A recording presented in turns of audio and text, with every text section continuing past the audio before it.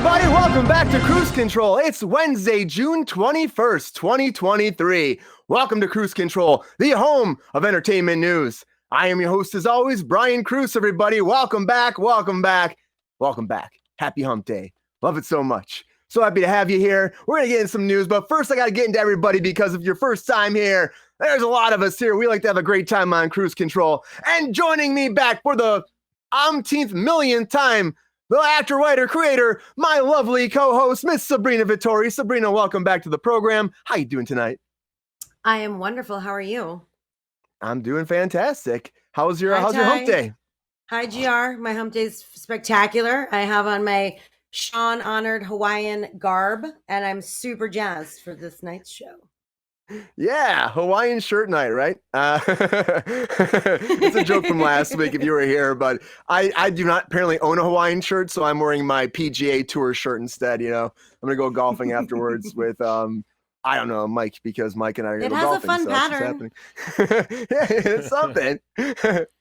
Joining us also back here on Kruse Control, you got to talk to him because he has, well, a touchy ghost that wraps around and tickles your innards. His name is Mike Casey. Mike, welcome back to the program. How you doing tonight? It's not that kind of touching, Brian. I know you get all ramped up on Hump Day, but it's touchy, like a sensitive ghost, Brian. Hey, thanks for having me back, guys. It's a pleasure as always. I'm excited to get into it. I got a little kind of Hawaiian. I think I got some like Birds of Paradise flower action. Because we all liked Sean's festive, summery, very festive breeze body decor he had on. I couldn't think of a poetic name for a shirt. Happy to be here. Hey, GR. Thanks for being here, Mike. And of course, the man of the hour. Welcome back to the program, Mr. Sean Sutherland. Sean, welcome to the Kruse Control. How you doing tonight? I don't deserve any of this. I'm just happy to be here as always. If it's Hump Day, you know, I'm going to be on Kruse Control. Hump Day. You know, I feel very like I'm letting everybody down by just wearing a regular T-shirt with my pets on it. And what are you going to do? But I appreciate it. I love all the style. I'm glad that I can class up the joint, even if I'm not dressing classy myself. So there you go. Hey, man, still bringing a smile to faces around the world right now. That's all I'm saying. Still doing it. I'll take it.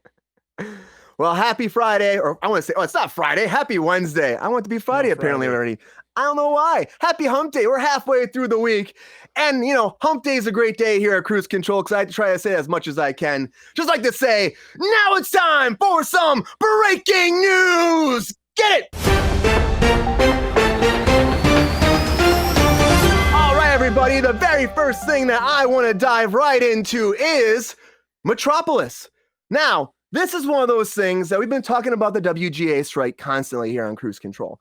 And ramifications happen from that. We talk about productions being shut down, you know, people have to stay at home. But one big thing that hasn't happened yet, but now it has, is a program has been scrapped completely. And that is Metropolis. So Metropolis has been developed for 7 years. 7 years been trying to make this product. And it was Apple TV Plus show. They're going to do 8 episodes.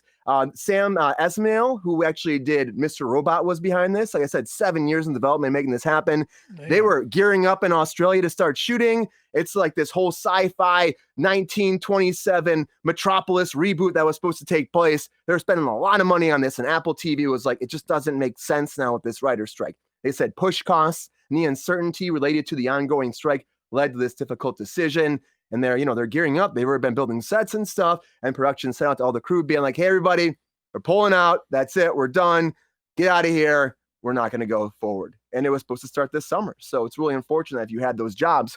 And these things happen when shows get canceled, but this is a really weird situation because everyone thought they had 8 episodes. It's a lot of work, a big production like Apple TV, probably in the same level as the Foundation is for them, I would think, with production costs. The scripts weren't even done yet, apparently. That's another big reason, too. They didn't have them all in the can, and so they'd have to wait to finish scripts until the writer's strike was done. So there's a lot of complications with this right out the bat, and so they said Apple TV is like, it just makes sense to cancel the whole thing, scrap it, and that's it. It's very unfortunate. I bet he's so bummed after 7 years trying to make this happen, 7 years.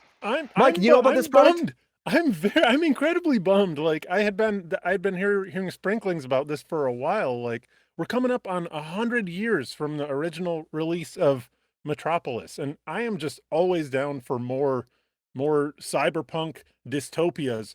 And going back like with crazy aesthetics, like Metropolis is the OG property that started that all. Like, and after Absolutely. hearing that they were so kind of far along in the development process, I hope that they can hang on to some of that creative effort and, you know, just stuff it into development hell for a while and bring it back, because it's going to be a real bummer if they don't, because I was really excited about this.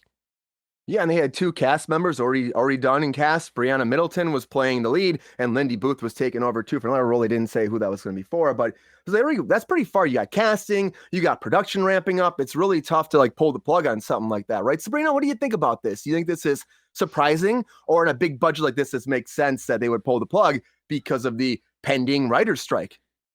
Well, I think it's sad for all of those people who were already starting to work on that job or who were promised work on that job.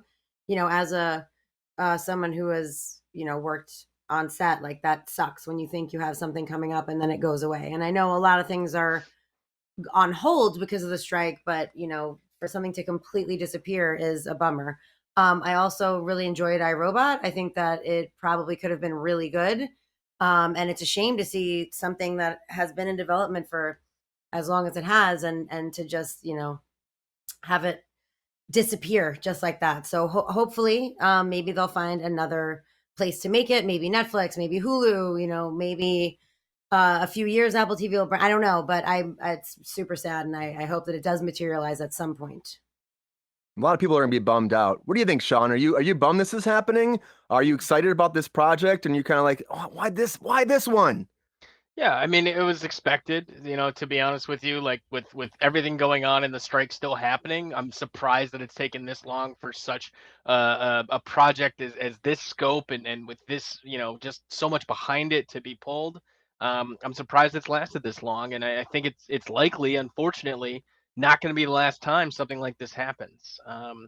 Unfortunately, it's just things are going to continue this way, and I was really looking forward to seeing this vision come to fruition, just right there with you, Mike. I probably would have got right back into Apple TV. It's a 1,000+ jobs that are on the line are probably gone now at this point, and Hi, it's easily. just yeah, it's just easy. It's just hard to say, hard to see and accept that this is where we're at right now. So yeah. It's Yeah, sad that people are losing jobs. it's sad that a project 100 years ago that was about how the working class is having their lives stolen from them by a few people that are hoarding the resources, like that it's still as relevant as it is. But I mean, you expect the dude from Mr. Robot to be pulling no punches with that. I think it Oh, couldn't have been more timely. So, but sorry. Oh, absolutely. if it's timely after 100 years, 3 or 4 more years until they figure out the strike, it's still going to be relevant, unfortunately. It's true. I mean, it might be one of those Cold, things hard where they facts. eventually sit on it. Yeah, they might sit on it and then it might come later. But the fact that Apple, which has all this money and has put faith in series where people are like, they don't have faith that it'll actually happen, like Foundation, like that was one for years that people were like, you can't put that on screen. And this is another one of those projects. So they're not going to do it. I don't know who will put the money into it. Hopefully that they, decide after the strike gets worked out and stuff that they want to come back to this. But if you're a fan of the project, you're probably pretty bummed about this because it's been in the works for 7 years. Well, I tell you, Apple TV doesn't have faith in that. But you know who has faith in what their project is? That's Disney. And Disney loves themselves some Little Mermaid. So we know what's coming is an animated Little Mermaid. That's what's coming. And it just makes me laugh because, okay, it's a young Ariel, right? Cool. She's going on an adventure. She's got Flounder. She's got Sebastian. She's got Ursula. All the characters are back. She's going and finding treasures and she's solving problems because this is a kid show. That's why this is a kid show. That's right. For Disney Junior, Ariel, it's coming. And I don't really give a shit. It just makes sense to me that Disney is kind of trying to pull off this franchise. That's the big point of this. It's just that Disney sees like success, it's relevant again. So what else can we do to make some money off this franchise? That's all this is. And honestly, none of us are going to watch this. I don't think any of us have any kind of vested I impulse. don't think it's in our demographic. No, yeah, I I don't- don't think it's for us. At least they fixed Flounder. I will say that Flounder's looking a lot healthier now, a little bit better.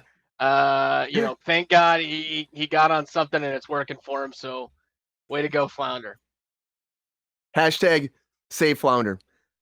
I think it's great that they're doing that too, but overall, whatever. This is how it goes. They'll probably go 25 seasons because it works on as an animated kids show. They can solve their problems and learn some lessons in the long run. It'll be great. It'll be great because Disney believes in The Little Mermaid, and they're starting to not believe in Jonathan Majors. I think they're starting to have some issues with him because Jonathan Majors has gone to court, everybody. And this is an update, because I got to bring this up. It's been going around the news today, but he finally went to court. So Jonathan Majors appeared for his misdemeanor for domestic violence charges from March 25th. Wow, it's been so long already. We're still talking about this. So he appeared Tuesday in Manhattan court and set everything out there. His lawyers are still putting out videos, text messages, other material showing the alleged female victim is actually the abuser. That's what they keep saying. They're pushing that. And they went in there and they said last week they delivered an additional compelling evidence to the district attorney, hoping that they would drop this, but did they drop this? Nope, not dropped. Charges are not dropped. It's still moving forward. They're saying, we strongly request the district attorney to dismiss all these charges. From Mr. Majors immediately, like, why are they doing this?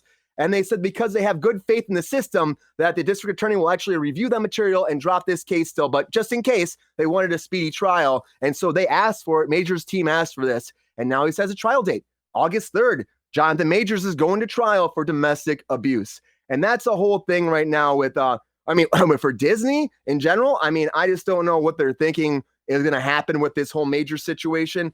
I'm guessing we will get an announcement when the trial starts if they will keep Jonathan Majors around or not. But we've talked about this. It's so up in the air right now. I think that it's just a matter of time until they do drop him. They have taken him off all the press stuff. If he is cleared, then maybe they'll give him a chance. But look what happened with Johnny Depp, how fast they dropped him. So I don't know. Sean, this is the thing. That's what's dangerous about Amber Heard. That's the problem, because she was the abuser in that situation. And now these people are trying to claim that this woman is the abuser. I'm not saying that she's not, but Amber Heard's lies and her insane actions and her production of how she was domestically abused when she wasn't, and she was quite a a problem in their marriage, as like for what she was trying to portray him to be. I feel like everyone who reviewed that case feels like it was the reverse. So the danger in that, aside from women who are actually abused being affected by that sort of thing and not wanting to come forward because of this type of situation, you have people who are now going to try to use that same shit as a defense, because it has already happened once and now there is like a case study of it. So fuck you again, Amber Heard. Thanks a lot. I don't know. What do you think there, Sean? You got something on your mind? I was just, I was glad to hear that he brought his Bible to court. I think, and his new girlfriend. And his new girlfriend. So obviously he's putting the pieces together to make it seem like it was a Jesus thing. I don't know. In my eyes, this is just, the more this goes on, the longer it's not looking good for Jonathan, and it's not looking good for him as Kang. And again, just even this is piggybacking on the fact that Marvel's slate of movies have slipped. Obviously, things are in flux over there, and they're deciding what the hell to do about it. I'm not sure what's going to happen ultimately, but I think the damage has been done just because of how long this has dragged on. I'm very surprised that they're going to trial this quickly. It's fast. It's very Super fast. Wanted to get it in right after Secret Invasion, I guess. How this worked into the Marvel slate of releases. Kevin Feige pulls one out again, I guess. Fit right into that phase, Yeah, right. He's quick. Yeah. Phase He's 5, quick. Kang goes to jail. Yeah, we'll see what happens. Yeah, Mike, you think Kang's going to jail? Well, I don't know. I know district attorneys don't like to prosecute cases that they don't think that they'll win. So that's suggestive of evidence being there. I think Disney is lucky for the writer's strike because they've got an excuse to push this whole thing back. Oh wow, You Brian. can't see the face that Sean's making right now. He doesn't think choice. that Disney's the winner here. I'm saying it's the smoke screen for why they can wait for the court case to settle before and say I don't know what they're gonna say, but it's gonna make it. Yeah. They're gonna say that was an amazing picture of you two. That's what they're gonna say. Yeah, screenshot worthy.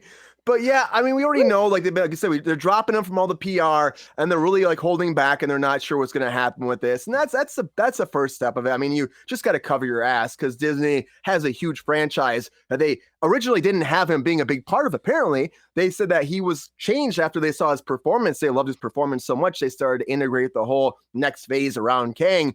And it's really unfortunate if after all that this goes down and you lose it, even if he was like innocent and he's not guilty, like.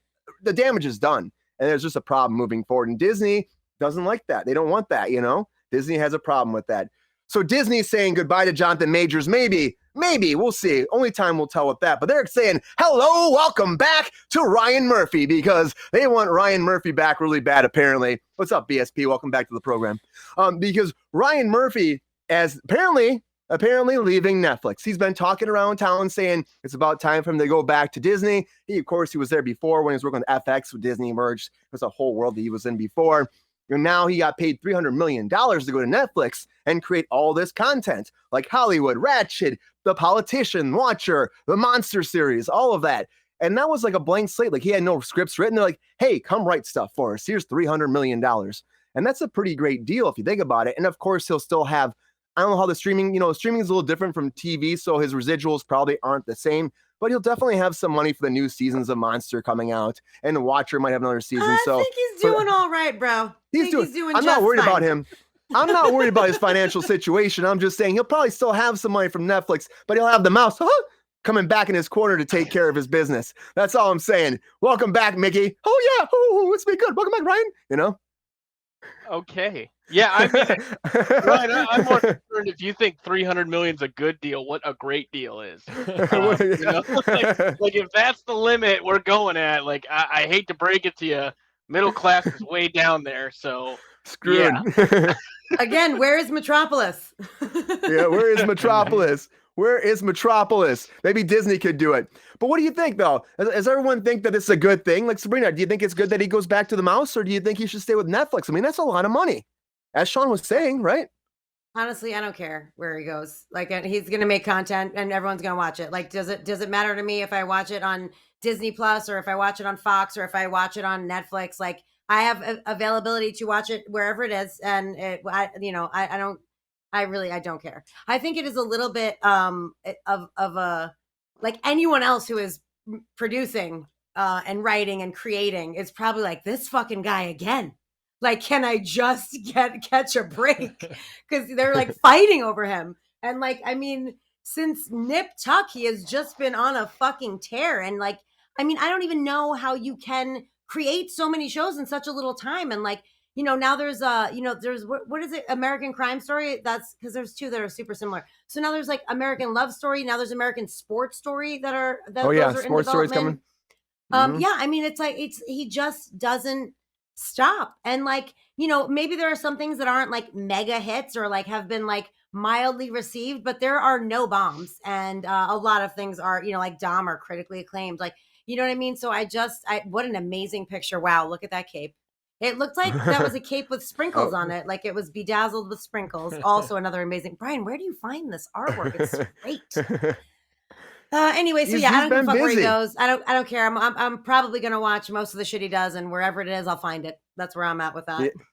Yeah, he's a busy man. He is, and he's just gonna keep making money all the time. He's like the Ryan Seacrest of creating. He's so hot right now. What Ryan Seacrest is to hosting, Ryan Murphy is to creating. New Wheel of Fortune host, Ryan Seacrest, right? Yep. And we talked about that on Wednesday. Really? Yeah, we talked about that on Wednesday. Wow. Yep. Oh, Monday. He's Monday? Hey, what day? Hold on. What day is it, Brian? What day do you think Brian, it is? It's Friday. Hump day. It's Hump Somebody day. get this guy a beer. It is Friday. I want it to be Friday so bad, I guess. I don't know what day it is today. I have no idea. I don't know what's happening. Sean, so you think this is good that he's going to Disney? You're saying this is good? I think it's fun. I'm in Sabrina's camp. Like I think wherever he goes, he's gonna have good shows. He's gonna have good content. He's gonna put together good programs for anyone and everyone who will watch it. So more power to him. I hope he adds to that. Oh my God, I can't keep looking at the pictures. You're killing me. It's hard to focus. It is. It really throws me off my game. But no, like again, yeah, he does a good show. He knows what the hell he's doing. Trust in Ryan Murphy, and I think he's going to bring some new hits to Disney and hopefully diversify away from the Marvel slate, the superhero slate. Ground some more realistic stories. Maybe bring that edge, because I think right now that's kind of what Disney's missing. Aside from animated stuff and superhero stuff, like they need something a little mirrored in real life stories. So yeah, I think this might be like a Bob Iger thing too. Maybe Bob Iger's like bring him back, because when he came Bob back, Iger's of course, like, everything's been changing. Let's fire 7,000 people, but let's hire the most expensive person in Hollywood. Like, way to save pennies. Bring him in. Give him 400 million. Give him 400 million. How about $500,000? We gave that to James Cameron. We can give that to him. Come on. What do you think, Mike? Is that true? You think that Bob Iger brought him back? Think this is a good thing for Disney? I think Disney saw the success that Ryan Murphy had with Jeffrey Dahmer, and they heard about his upcoming project about notable serial killer Ed Gein, the guy that they based Psycho on, that made the lampshades out of his mom, and they were like, "This is perfect content. This goes totally with our 2024 Disney lineup. We'll sit this right next to all our Nat Geo content with Will Smith, and it's." And live action Bambi. And live action Bambi. Perfect. Yeah. We got a new animated Little Mermaid. We got the Ed Gein Power Hour, and we got live action Bambi. This is gonna be great. They wanted a piece of it's that. The perfect lineup. And that Dippin' Dots cape, that just put it over the top. They're like 300 million. I don't care. Just write this guy a check. He got an extra 50 grand. That was a bonus for the cape. Period. Well deserved. Show him the money. Yeah, I just think it makes sense. I guess Disney they just love him. He has great success. He has success. Very good success. Great success. There it is. Very nice. So they're like, bring him in, and he'll make great money for them too. Probably he's worth the money. His shows are huge. So like, why not? Disney believes in him. They really do. And he's had these huge franchises too. And Netflix believed in him so much too, because Netflix was giving him everything. Like I said, a blank contract or like $300 million for like whatever. Just make it happen, and it's going to be great. So good for him. To be fair, a lot of the shows that he did for Netflix were marginally successful. Like, until Dahmer and then The Watcher, like a lot of the shows that he did for Netflix, weren't, they were fine, but they weren't like, huge success, great successes to quote Borat. Great success. You guys were doing Borat. Oh, okay. Yeah. You could not tell. My Borat's very good. Or not. All right. Yeah. Sean, keep it real. Your necessary energy on the program, Sean. Keeping it real. Shirt. Are you nappy? Like, what's happening? Are you tired? No, I'm having a great. Like maybe I just ate a piece of chocolate cake and I had a tall glass of milk. I'm doing great. Hell yeah. That's a balanced diet right there. You know who also does that all the time? Tom Cruise does that all the time. Glass of milk, chocolate chip cake, cookies. He loves it all. I don't know. Maybe he doesn't. Segue, bro. But good segue. Maybe he doesn't. But Mission Impossible is coming out, and we know it's coming out right away. So it's coming out in July. It's coming out July 12th, 2023, of course, this year. And this is going to be part 1 of 2. But it's not just part 1 of 2 for just this, but for Tom Cruise's Ethan Hawke, because apparently they're saying that this is his swan song and this is his big send-off, and after part 2 he's going to run off into the distance, and they're going to say cut, but he's just going to keep running. He's just going to keep running, and he's not going to come back to Mission Impossible, and they're going to set up a new lead character to take the franchise moving forward, and they're going to continue doing Mission Impossible with a new lead and no more Tom Cruise. Which, again, Tom Cruise made this, so I really don't even know why we would do it without Tom Cruise. Like, what's the point of doing it? It's just like, it's a whole thing. But Ethan Hunt is coming back to play, I guess it's supposed to be the most dangerous mission yet in this one, tracking down a terrifying new weapon that threatens humanity before it falls into the wrong hands. And for me, I'm excited about this movie in general. I love Tom Cruise. Very fresh storyline there. I don't know. I don't think they've ever done that before. Right? Never done this before. I know. I heard that. I heard the log line, and I'm like, all right. So they just threw this together very quickly, and they called it a day. But what do we think about Tom Cruise like moving on and then having the Mission Impossible franchise keep going? This isn't really. I mean, he is Mission Impossible, right? Right, Sean? Isn't he? Can they keep going and doing this without Tom Cruise? I mean, the guy's going to kill himself doing his own stunts eventually. So I think it's probably from a liability standpoint. They're like, hey, let's get some younger talent in here. Let's try and maybe refresh the franchise. There's just so many damn movies in this thing that have just so many movies come under the radar. And yeah, okay, thank you. That's a good list right there. But you can see them all. I can see them all. That's fantastic.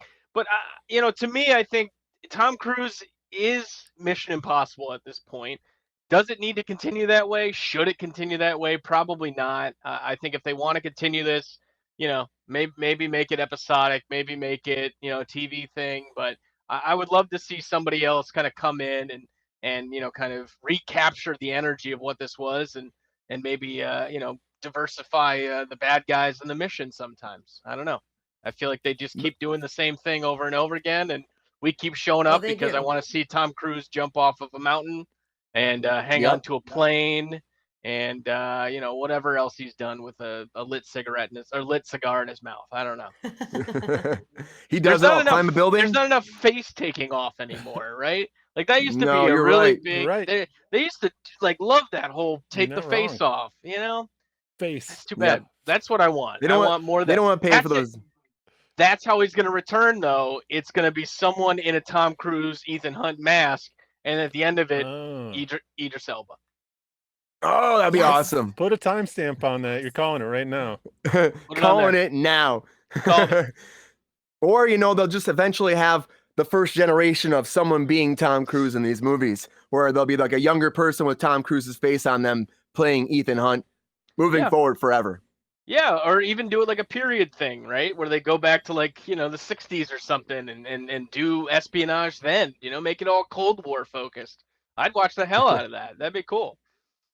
I feel like the Ty Boogie says it might be time for him to shut down. Not that audience, you know what I mean? Like, I feel like that's a different audience. Maybe not. I don't know. I just feel like. Do you think the audience would be on board though, Sabrina, for that? The Cold War days. I'm sorry, Brian. What?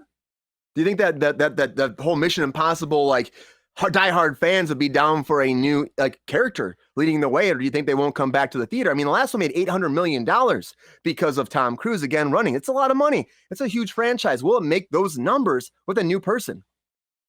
I mean, there are Tom Cruise movies that are not as box office successful. Let's be fair, right? So it's not just him. It's the franchise. It's everyone else surrounding him. There's a good cast of people around him. Simon Pegg, super, I love him in these movies, and I also love his fucked up comedy shit that he does, you know what I mean? So to see him in this role and to fall in love with him doing this role is kind of, amazing. It was a lot of times when you see a comedic actor doing a serious thing, you can't take them seriously. I think he does a great job. Ving Rhames, right, is in it also. He's amazing. I love him. Rebecca Ferguson does a great job, and she's only been in, I think she started in the last one or maybe the last two, but I also enjoy her. I think they're trying to kind of go at this with a Bond angle, I don't think there's going to be a new Ethan Hunt, but it'll be kind of 007, 006, 008. It could just be a different person in that department, and maybe they keep a Simon Pegg and a Ving Rhames for the first movie, and then maybe they switch out one. You know what I mean? I feel like if they do it properly, it can be successful. And as Ty said, it might be time for Tom to shut it down. And also piggybacking off of what Sean said, the man literally for the newest Top Gun was standing on the wing of a plane while it flew for a promo. He's not shutting anything down anytime soon. He's going to space next. I mean, yeah, he's going to film. Yeah, and that's what I'm saying. The man's a lunatic and nothing's going to slow him down. I don't care what you try to do with him casting wise. And this is it's a two-parter, right? So it's they did this movie. They're going to do another one with him. So it's not, I mean, this is very far off. Once it's time to do the movie without him, if that's what it is, it's probably going to be a solid 4 or 5 years from now. So, yeah. I mean, I don't know. I feel like we're prematurely At least worrying he's about. not going to go check out the, Titanic in a submersible, right? I don't think we're going to. Oh see my that. God! Oh What? boy! Oh boy!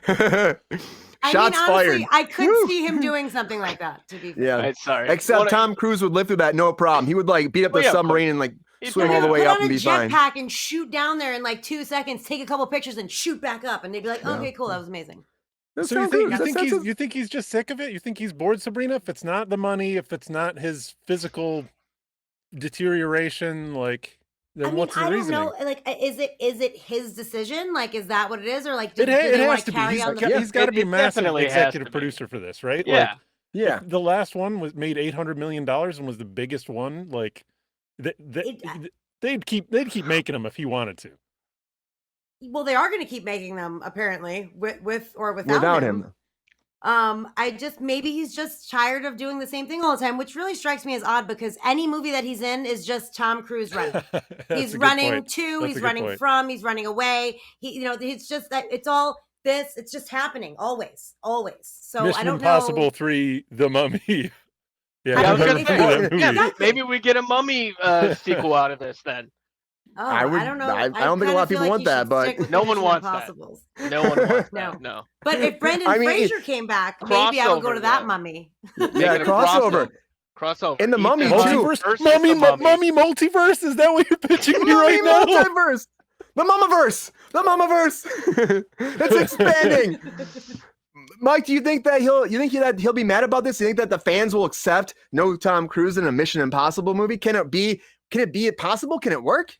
I do wonder if he's deteriorating or if he's not interested in it, because if they wanted to, they could just put his brain into a robot body like they did with L. Ron Hubbard and have him out there dangling from buildings the way that he always has. And these movies are so reliable, like for a good time. Sabrina made an excellent point about like they're not any different than any other Tom Cruise movies. Like, so I can't see anything other than maybe he doesn't want to do the stunts himself. Because I do feel like since the beginning, these movies in particular have been very much in the marketing. It's been like, oh, it's all Tom. He's doing all these crazy stunts. It's him. Look at what a badass Tom Cruise is. It would make sense now that he's 84 years old that he doesn't want to do the same bungee jumping tricks anymore. Oh shit. So if he's 84, he should be impregnating a young person anytime soon. They should be having a baby next week. Yeah. Scientology's working that should be happening. Give him some time. Yeah. So it would make sense that because my first thought had been like, oh yeah, just CG him younger, like then put his face on a stunt guy or whatever. Like, but if they thought that was an integral part of the marketing or for whatever Tom Cruise's ego, like he needed that was integral to the project for him, then that would make sense for me. That's a natural move moving on. I don't know who are they going to get though, because they've been good. They've been really reliable movies. Like, I don't know how you hang onto momentum in a 10. I mean, I guess it just turns into a Bond situation at some point, right? But do you want? It's not Bond though. I mean, it only works. I think this whole franchise only works because it's him that's been moving it forward constantly. It's like the Fast and the Furious. Like Vin Diesel was the momentum behind that. I think if he wouldn't have been wanting to do it for so long, it wouldn't have been going this long. Same as Mission Impossible. It wasn't like it didn't start off as massively successful movies, and there was big lulls in between. But then Tom would be like, "This is something I can make great."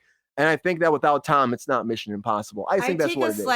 I don't even like Tom Cruise. I take slight issue with you comparing him to Vin Diesel and comparing Mission Impossible to Fast and the Furious.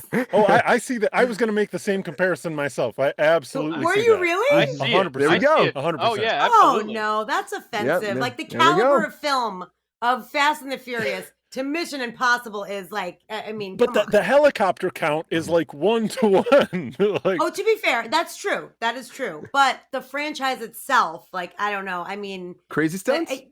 Right, you know what? A lot of stunts, lots of shit that is, probably not possible. I guess I can give you that. I just, for some reason, I feel like Mission Impossible is grounded slightly more in reality for me personally, than the Fast and the Furious is. So maybe we all know I have a slight issue with the Fast and the Furious. So maybe Maybe I'm letting my bias get in there. Okay, I will back down. Continue.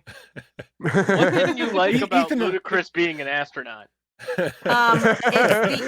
It's any of them being an astronaut is the problem. Okay, the fact that anyone would ask any of those people to be anywhere near space is an issue for me.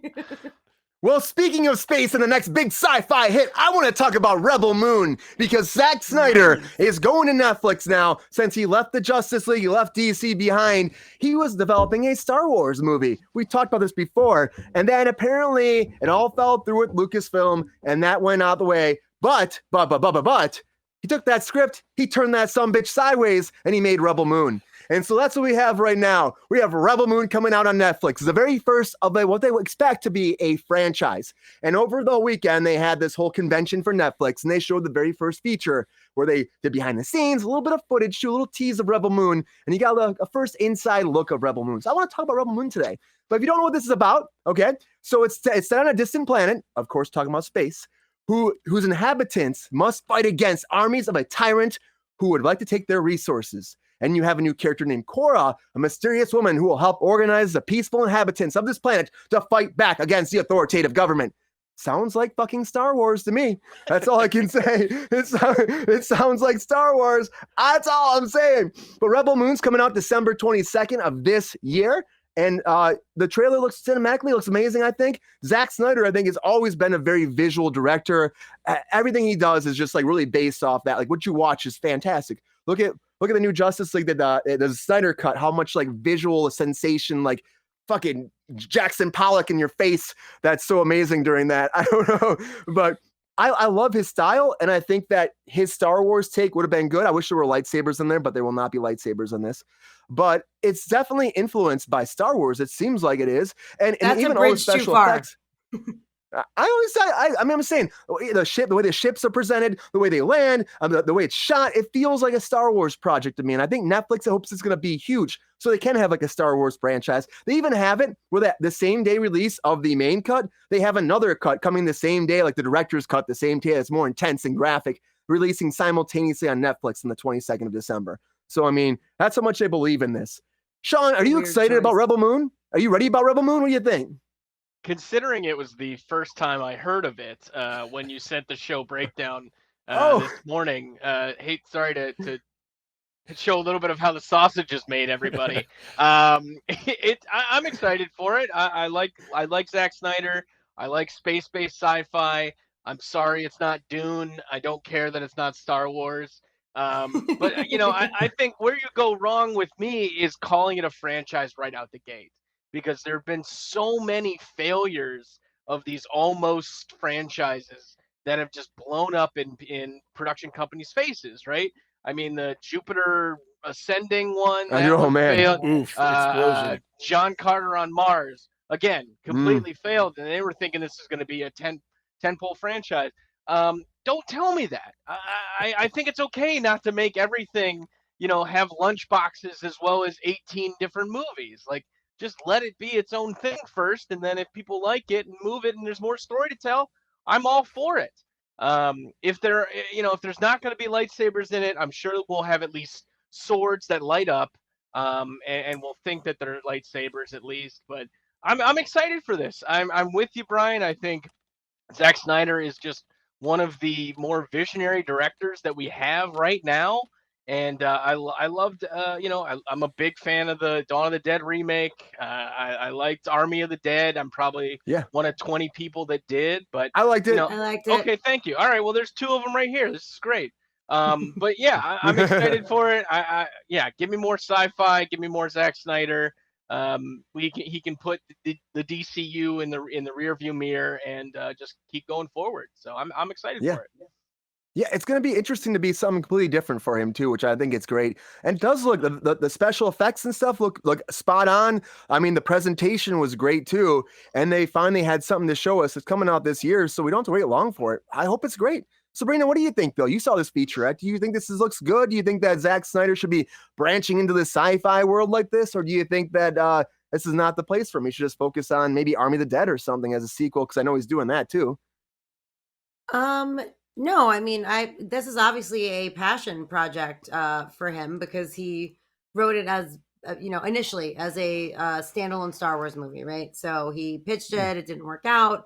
He reworked it, and made it the 10% difference so he doesn't get sued, and is, gonna go ahead with this as Rebel Moon. So I don't have a problem with that. I think, it seems like he believes in it a lot. I don't think he would have bothered going through it that way. You know what I mean? I feel like he, has a lot of faith in it. It has a great cast, which you have some of them up on the screen right now. Well, I mean, I don't know Great all cast. of these people's names, so I don't want to be rude, but Charlie Hunnam is amazing. Desmond Henzu, amazing.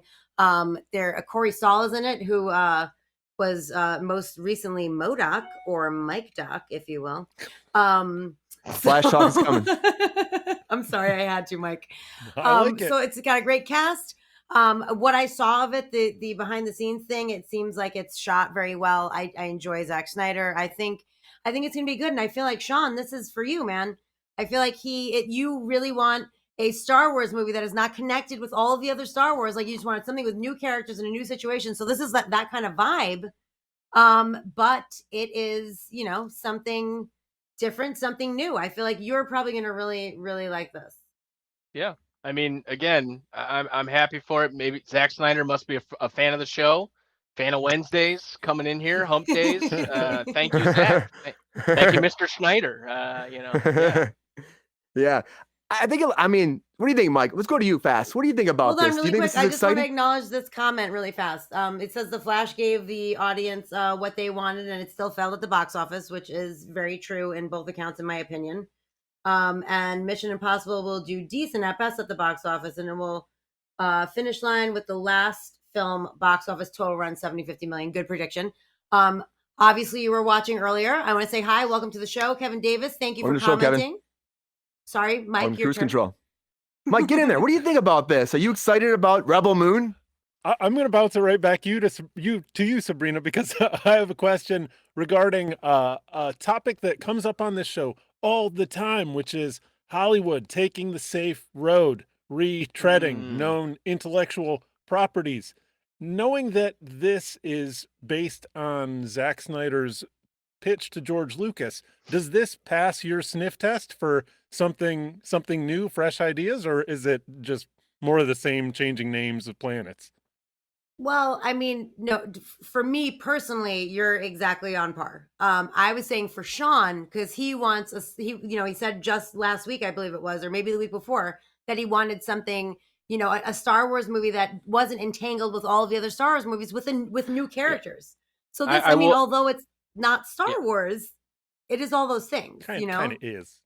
Yeah, I will caveat it. Like I was Dune. saying I wanted to see what the accountants were like in Star Wars universe, or maybe even the dental hygienists, right? Like just the unsung Okay. heroes of making Coruscant run like You run and did look definitely good. say That's that. it. Yeah. Yep. But no, I'm happy for both, Mr. Snyder, if you're listening still. Get it, Snyder. Get it. I'm excited about this. I can't wait to see a full-length trailer, but it'll probably be coming within the next month or two, I'm guessing, because it's not that far away. December 22nd. We're going to Snyder's Star Wars world, even though it can't be called that. We're going to run all the way up that hill, just like somebody else that's running all the time. We're talking about The Flash, everybody. And that leads me to our featured story of the night. Let's get it.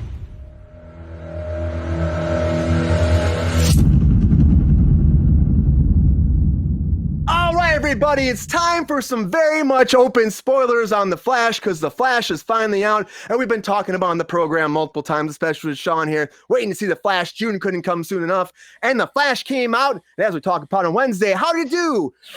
Well, not as good as people thought it was going to do, because it was projected about 85 million in the U.S., made 55. They were hoping for to break it at 200 million over the whole weekend, and they only got 138 million globally over the whole world. 75 overseas, 55 here. It's not that great for this franchise. People, of course, are boycotting because of Ezra Miller, or they're also boycotting because they're saying, well, this isn't going anywhere. This franchise is dead, so why are we going to do it? They might be boycotting it because of Clooney. Who knows? But this is out. It's out there, and honestly, overall, I enjoyed it. I enjoyed it. I feel like people are trashing it hardcore about the CG, and I think the CG is okay. Of course, sometimes I'm like, oh, okay, it could have been a little better, but overall, the CG babies were okay with me. I was fine with it. Whatever. It was a funny sequence. It was fun. There was a reason. There was a reason they didn't make those babies look too realistic. I have a feeling. You're right, Mike. There's totally a reason. There's totally a reason. But people were just trashing on that. I think the overall, like, Ezra did a great job playing multiple parts. I think that definitely shown in the movie to me. Bat Keaton killing it. I did laugh how they had this whole sequence in there, as we were seeing, where you first see Batman, but he's got the long hair and they're covering his face and he's doing the whole fight thing, meant to be a reveal. But of course, with the Ezra stuff, I think they let that cat the bag because of it, so it didn't really have as powerful of a reveal as it could have if you didn't know he was in the movie. And the same thing with Supergirl was the same thing. Like, they were leading up to be Superman. He thought it was going to be Henry Cavill, and we already knew it wasn't going to be him, you know? So I think that kind of took some... He got the shaft. He did bad, you know? I'm like, poor Henry Cavill after I left that movie. Yeah, BSP, I liked it too. I thought it was good. I thought it was fun, you know? And I just thought, I wish we had a Reverse Flash, though. I was hoping for Reverse Flash. We got Savitar instead. And that worked, you know. It's kind of falling into that lore anyways. But overall, I think, yeah, I mean, Savitar is supposed to be like the evil version of Barry Allen. That's just what it is, you know. And that's what it was. That's what it became, you know. He's trying to change the timeline like a really too sad often. Guy who wanted to fix the universe that he was trying to fix. I mean, it wasn't. Yeah, usually Savitar is much more villainous than he was in this. But overall, it was fun. I want to get to everybody on this. Like, Sabrina, you saw this. What do you think? What's your initial thoughts on the Flash movie? Did you enjoy it? Or are you like everybody out there that's hating on it and wishing that they never made this movie? I talked about this a little bit on Monday, and I do want to talk about it, but I want you to go to Mike or Sean first.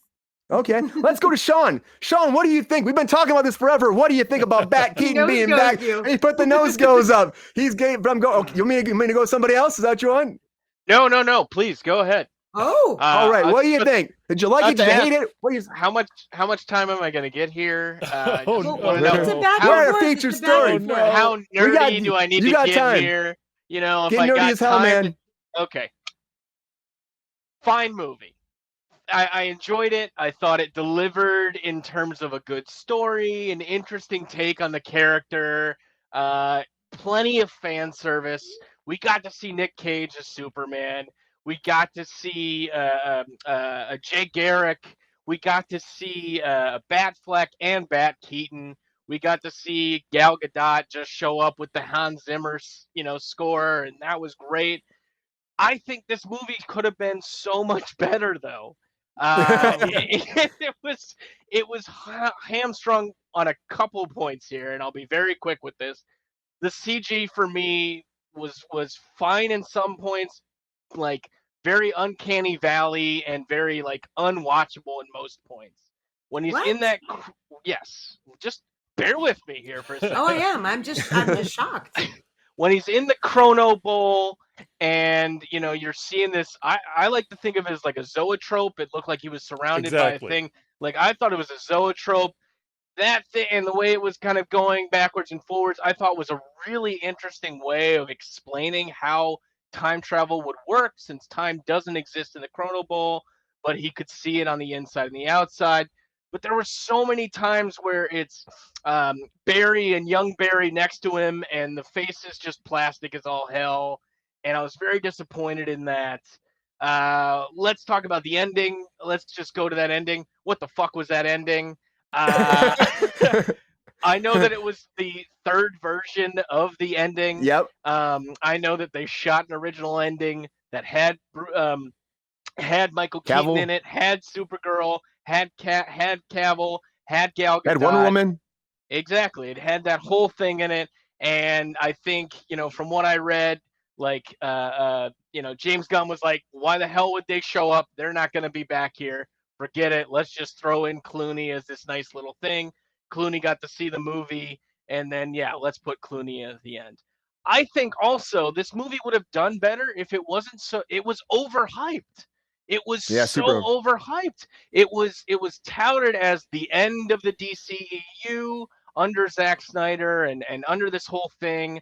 Like, it really wasn't that. It was a nice introduction of different kind of ways that you could bring in multiverses. And again, showing the idea of that one change. We still don't know who the fuck killed his mom. Nope. I don't know why they made him Hispanic as well. That was really weird.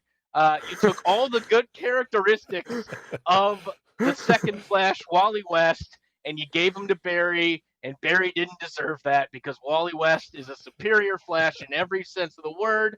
You can go ahead. I'm just getting more nerdy on this one. Yeah, I don't know. Go ahead, throw, and I'll think of more stuff. But I hated the ending. I hated the after credit scene.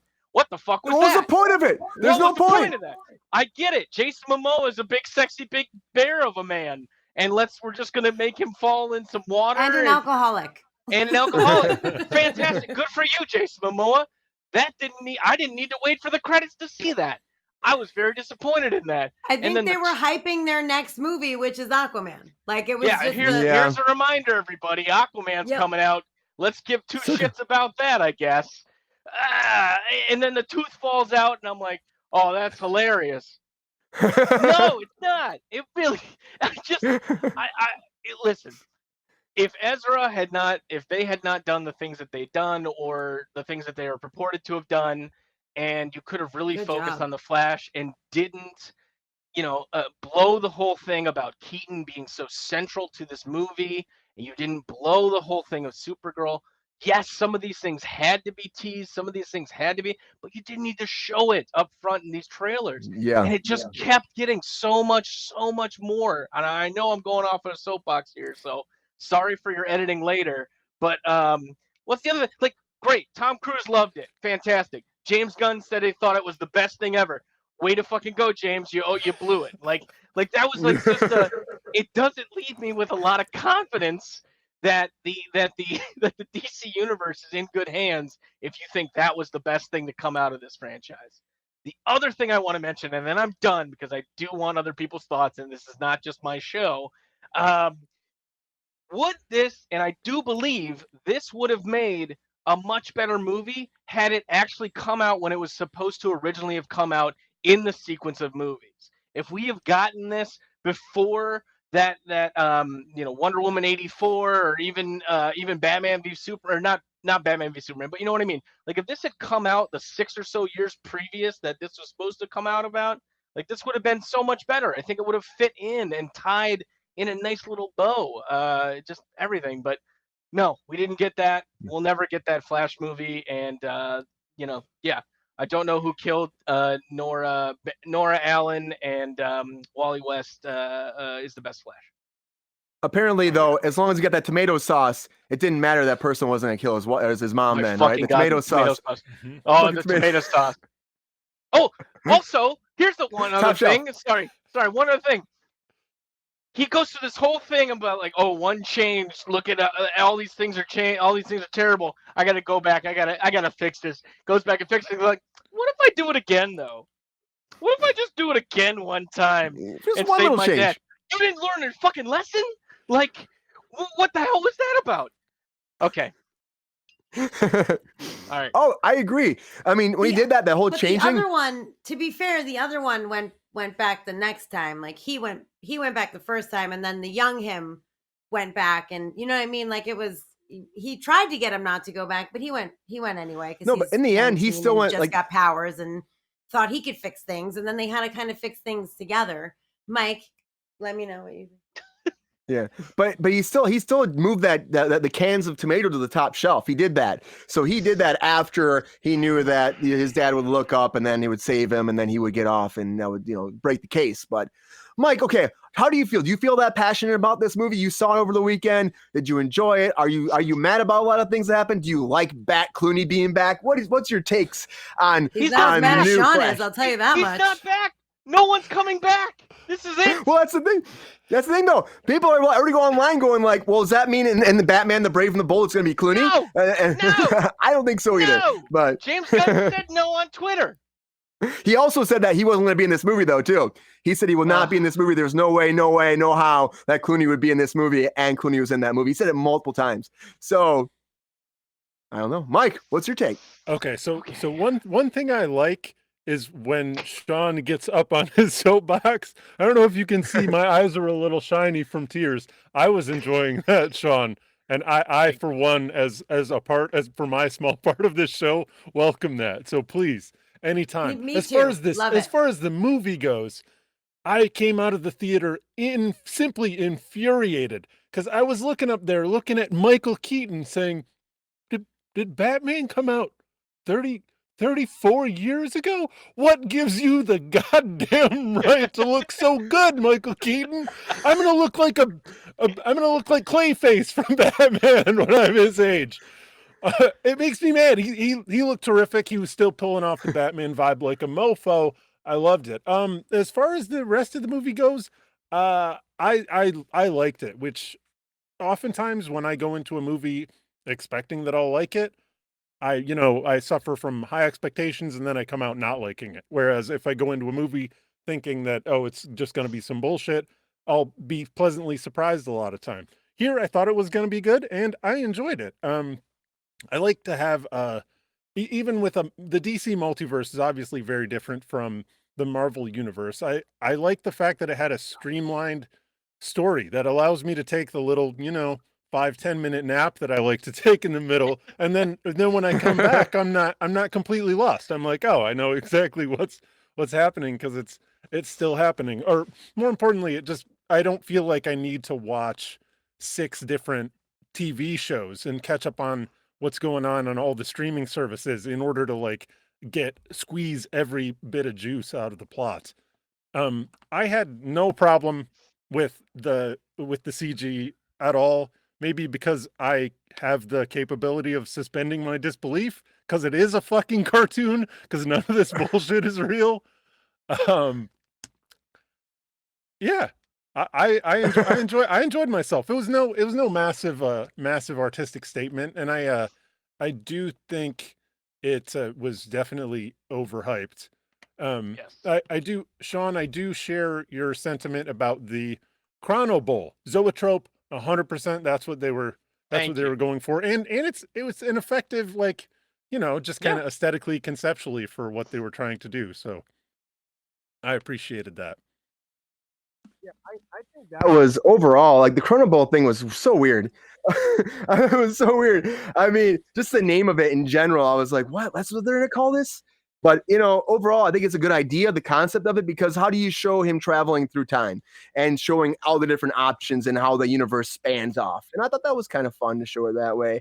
What about the Uncanny Valley stuff? I know, like Sean was talking about that. I'm like, do you think the CG was really bad for that? Should they have used footage from the original movies in there, or was it okay? Were you even like I love Nick Cage being this, and that was great with the giant spider. That shit was hilarious because that was like it goes back to the Superman Lives thing where Kevin Smith was writing it, and he said that they wanted a giant metal spider in it, and he's like, I'm not putting a fucking spider in this movie.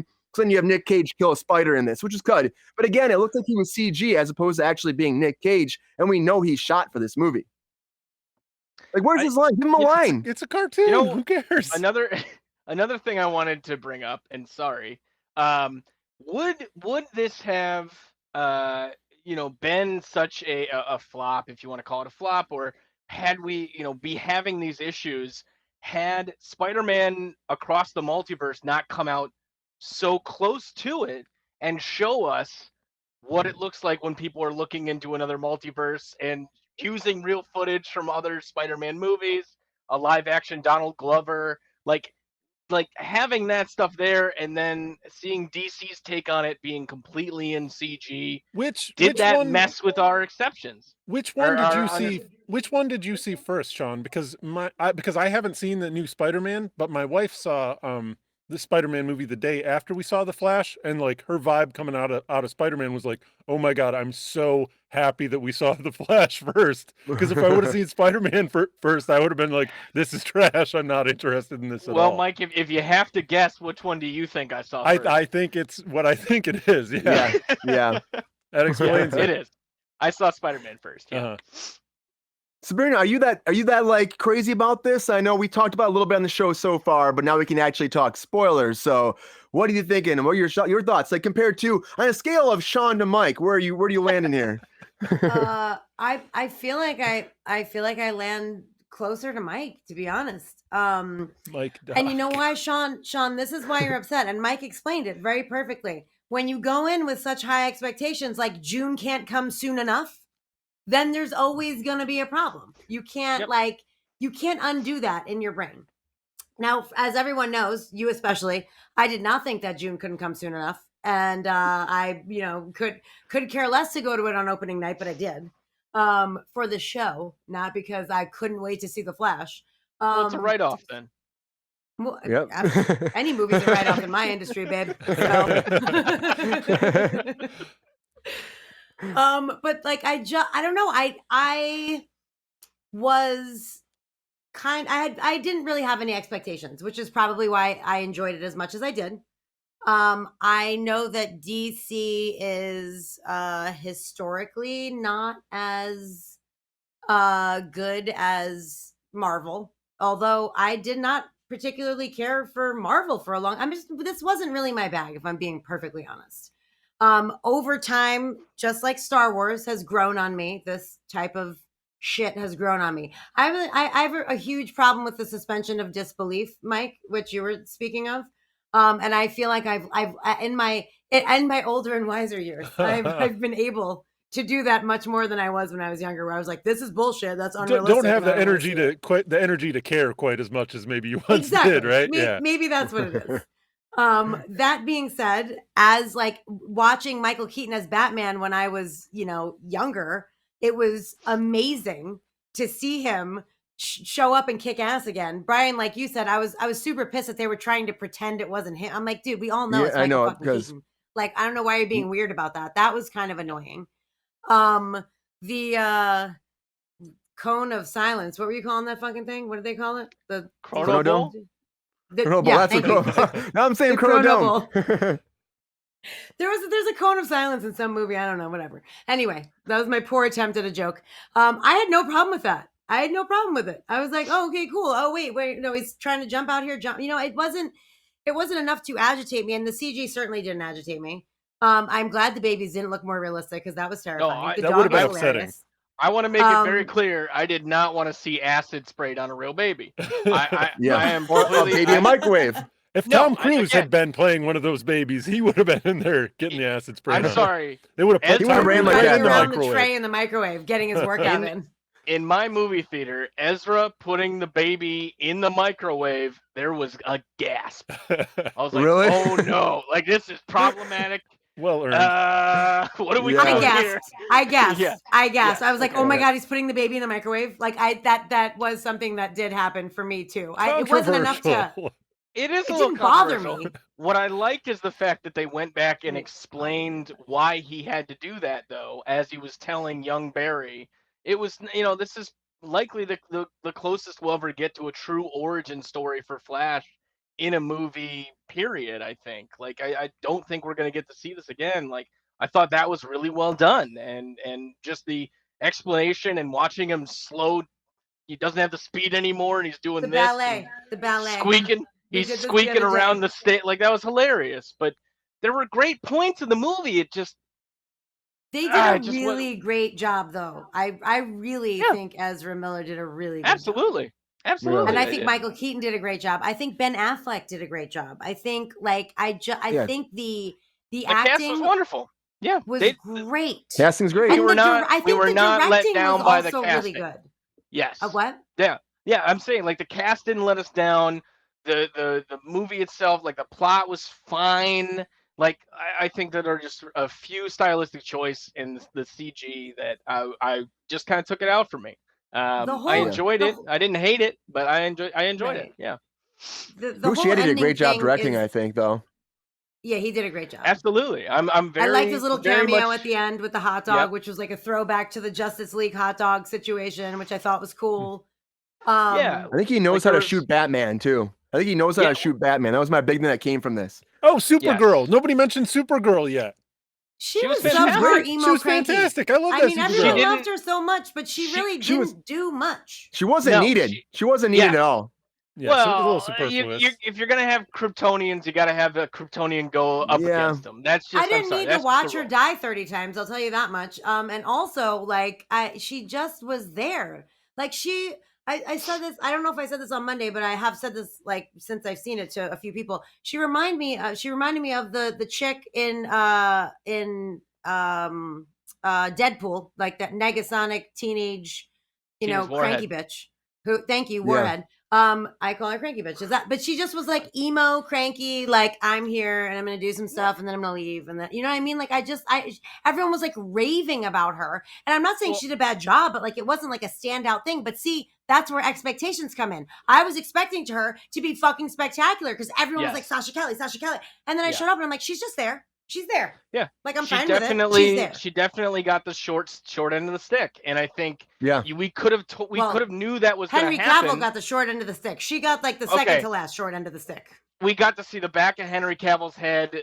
That's fine. It's better than a headless Superman and Shazam, whatever. But like you knew based on how they were marketing this movie that it was going to be Ezra Miller and a very close second with Michael Keaton, and Supergirl was going to be in it. That's all we kind of knew. Yeah. Like, and it was very clear that the movie was built to highlight those two characters.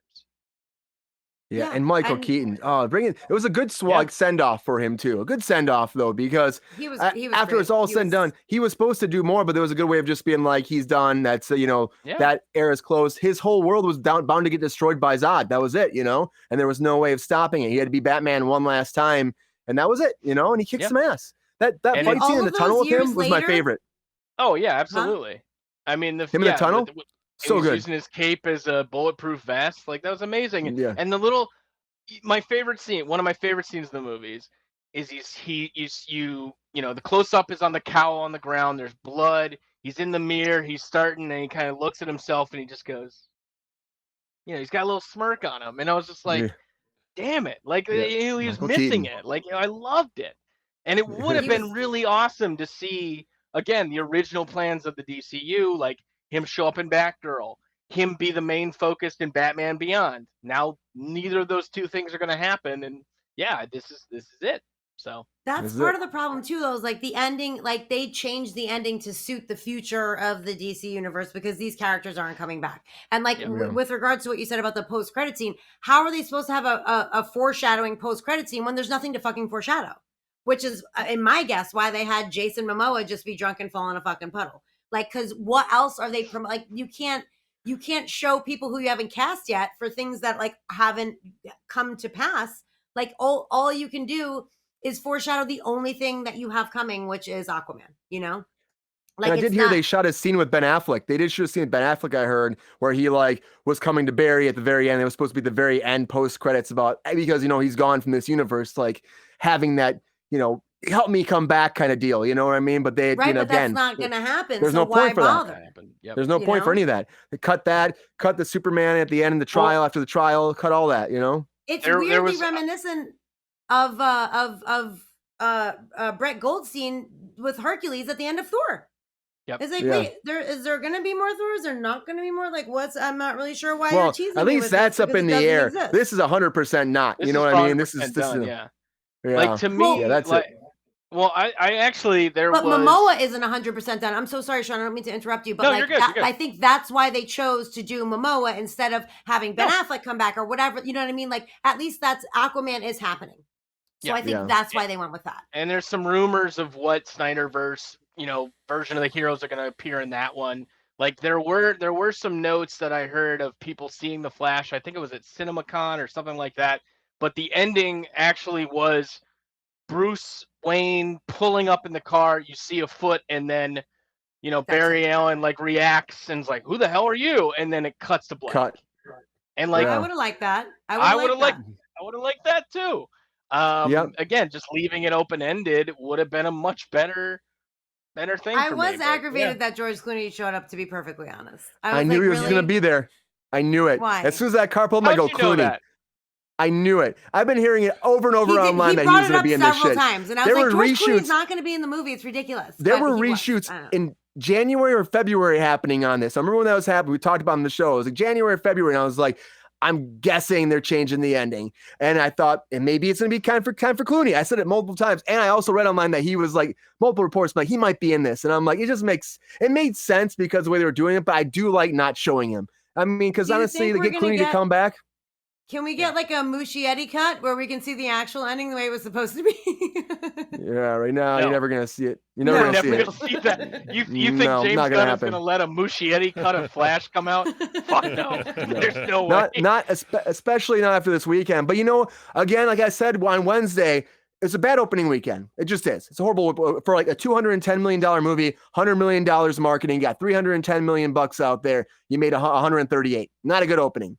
But there are movies that did just about the same amount that went on to make lots of money. Ant-Man, the very first one. The numbers will Ant-Man, the climb very for first sure. one. Aquaman is another big one. Word of mouth got people up, but the word of mouth was good for that. The word of mouth for this is not good. So I do not expect it to make great money. I've heard that it's going to go to streaming very fast.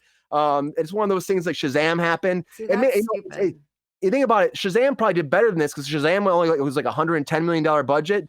And so to get their money back, they made their money back. This might never make its money back, but there is a second script written, and WB did want to do another one if this made its money back, they said. I don't think it's going to happen. I think that's it. You know what? At least Batman got one last day to shine. That's all I can say. Good for you, Keaton. Kicking ass like always, and you still make me go, hell yeah, great Batman.